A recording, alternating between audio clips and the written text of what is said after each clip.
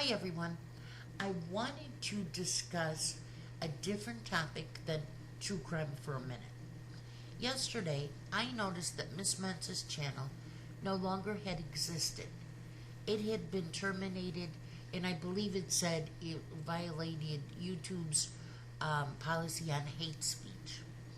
I noticed it because I had no less than 25 notifications from just one individual who found great joy in posting it on my channel. I have since blocked this person. I have to tell you, this was quite frankly not surprising or shocking, and I will tell you why. As I watched this case on YouTube, as I'm sure you all have, you have seen other channels dedicated to discussing this case just disappear. And when I saw this happening and continue to see it happening, my mind goes ablaze. And I wanted to let you know that I believe we are witnessing a form of cult of personality. I'm sure you have heard the term before, but just in case you haven't or need a refresher on the topic, I'll include the definition.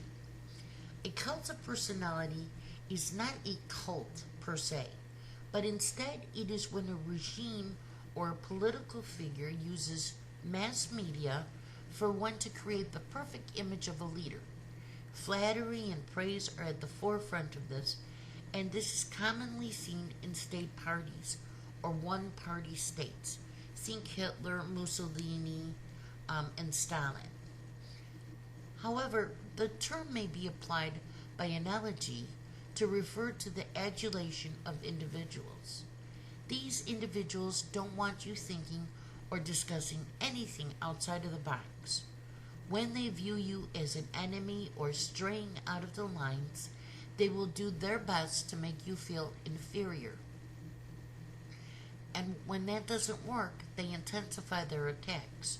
The cult of personality is communism on full display. Think about this. How many channel creators have reported that they've gotten some form of threat, and when the threats are ignored, they resort to other means in order to shut the creators up, and eventually they get the channel shut down. The sad part is those that get caught up in this cult of personality find great joy as they feel they have pleased those that lead the cult.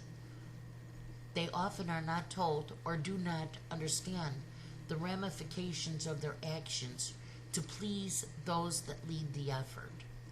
I started this channel for discussion purposes, and I've allowed both sides to chime in.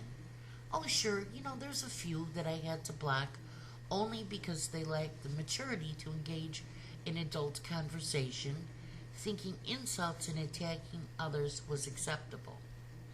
And while on the fence still about what really happened with the Chris Watts case, I stood steadfast about my knowledge on the home. The status of the house is non-debatable. When you don't make your mortgage payments, it is in foreclosure. Foreclosures end up in auctions or end up on the MLS as REO properties until the mortgage is satisfied, period. When individuals who get channels shut down are gleeful and high-five each other and rush to make a YouTube about it, what they don't realize is their actions are more destructive to their cause rather than being helpful. When you shut down a channel that provides thought-provoking topics, the response to that action is, what do they have to hide? Had there been a trial, I do believe that all the skeletons of both families would have been aired. We saw it with the Jodi Arias trial. I mean, Travis Alexander, who was slaughtered, was accused of being a pedophile. Yet I didn't see anybody from the Alexander family come out and tell people to stop talking about him. I have no doubt that this trial would have been broadcast around the world. It's a shame that it wasn't.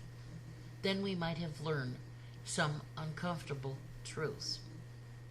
I'll move on from this case, as frankly, the narrative does not fit in any box for me. It bores me. But I refuse to be a pawn. And honestly, while some of these people that are high-fiving each other and making these YouTubes are pleased with their ability to shut down some channels, that does not mean conversation isn't taking place elsewhere.